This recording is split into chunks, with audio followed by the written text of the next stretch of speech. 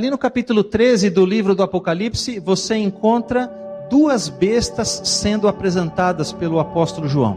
Duas bestas. A primeira besta, que surge do mar, ela é descrita do versículo 1 até o versículo 10 desse capítulo. A segunda besta, aquela que surge da terra, João a descreve do versículo 11 até o final deste capítulo. E é evidente, queridos, que essa expressão besta é uma linguagem simbólica. Porque no dia a dia, na nossa linguagem comum, besta é uma coisa ruim. Ninguém gostaria de ser chamado de besta. Você gostaria se eu viesse aqui e dissesse assim: olha, você é uma besta? Claro que não, você ia ficar bravo comigo, não é? Mas na profecia bíblica é diferente. Porque embora seja algo ruim para nós, besta tem um significado positivo na profecia. Porque besta significa o quê? Poder. Poder. Quando você vai lá no capítulo 7 do livro de Daniel, ele vê 4 bestas, não é? Que saem da água, que saem do mar. E ali a Bíblia mesmo explica o que são aquelas bestas. As 3 primeiras representavam o poder de nações, autoridade civil, política. Já a 4ª besta era um pouquinho diferente das outras 3, porque além de autoridade de nação, além de um poder civil, político, também representava uma autoridade religiosa, um poder espiritual. E quando João menciona aqui no capítulo 13 o surgimento dessas duas bestas, ele está fazendo uma menção direta ao capítulo 7 do livro de Daniel.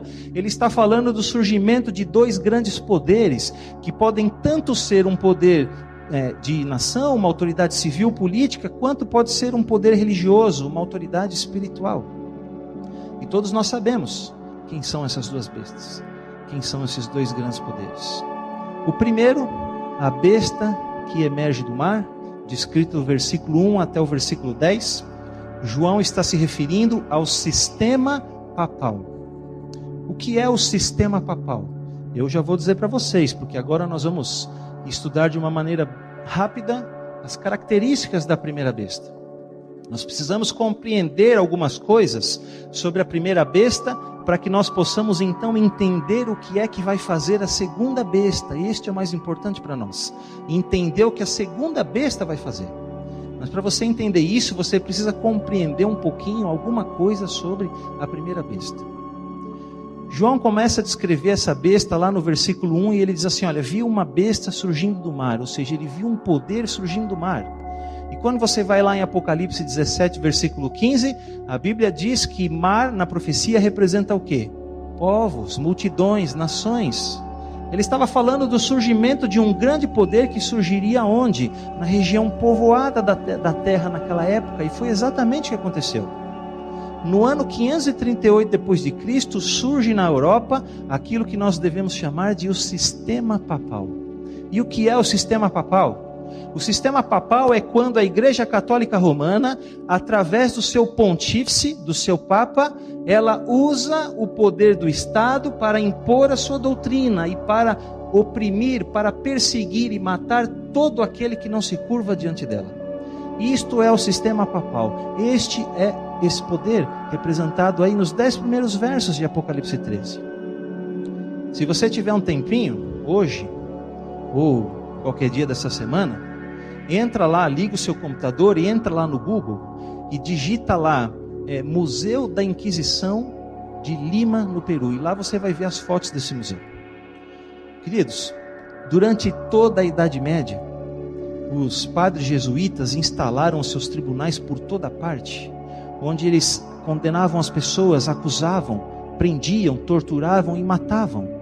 E lá você pode ver as fotos desse museu da Inquisição, que está lá em Lima, no Peru.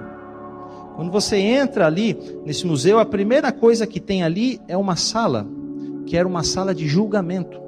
Ali você vai ver uma mesa, e em cima dessa mesa tem um biombo todo furadinho, porque atrás dele se escondia o acusador, para que a sua identidade não fosse revelada. Somente a sua voz era ouvida e ele acusava então alguém ali.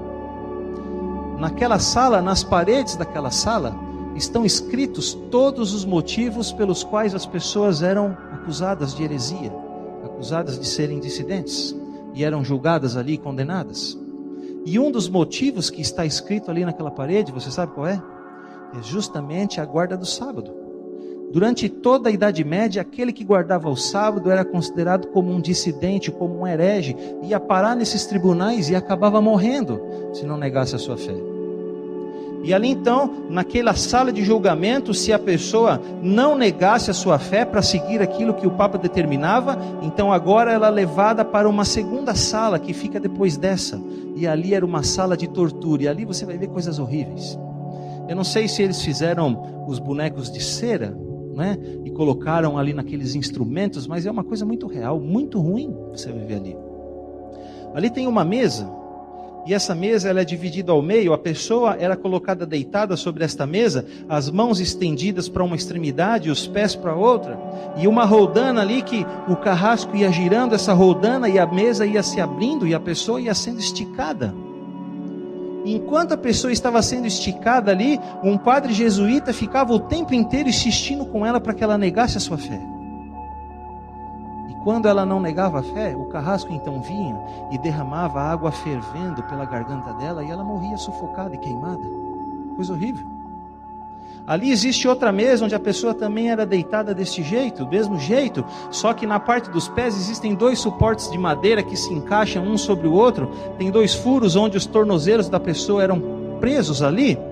E enquanto o padre jesuíta estava lá insistindo para que essa pessoa negasse a sua fé, o carrasco vinha e fazia carícias ali na sola do pé dela com ferros incandescentes.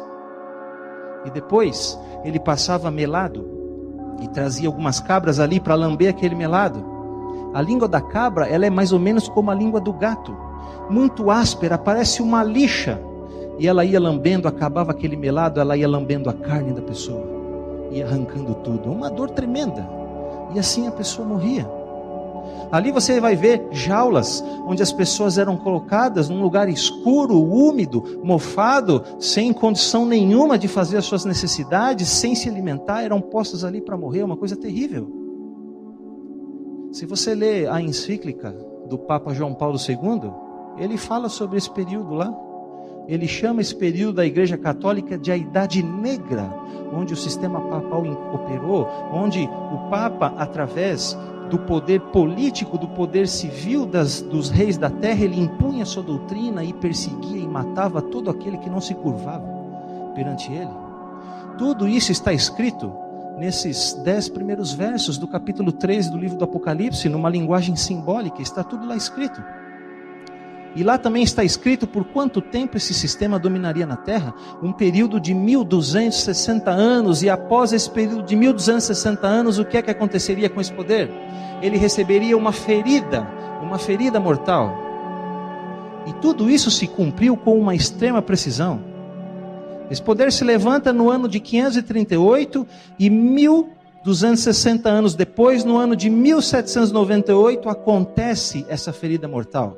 Quando Napoleão Bonaparte envia a Roma o seu general no dia 15 de fevereiro de 1798, o general Luiz Alexandre Berthier, e ele então faz um saque ali de todos os tesouros de arte do papado, e ele leva o Papa Pio VI preso para a cidade de Avignon, na França, e lá ele veio a morrer pouco mais de um ano depois. Ali foi a ferida mortal, e a terra então ficou livre desse sistema por um bom tempo. Durante todo esse período, queridos, a Igreja Católica sempre teve um Papa, mas ele não tinha mais influência, ele não tinha mais poder, ele não tinha mais como fazer aquilo que fazia no passado. Mas a Bíblia diz que essa ferida seria curada, e ela começou a ser curada no ano de 1929, quando um ditador italiano, que foi aliado de Hitler na Segunda Guerra Mundial, Benito Almichele Andrea Mussolini, este homem restitui o Papa ao seu trono. Ele começa a devolver o poder ao Papa, e ele dá um presente, 44 hectares de terra que constituem aquilo que nós conhecemos hoje como o Estado do Vaticano. Ali essa ferida começou a ser curada, e ela ainda não está completamente curada.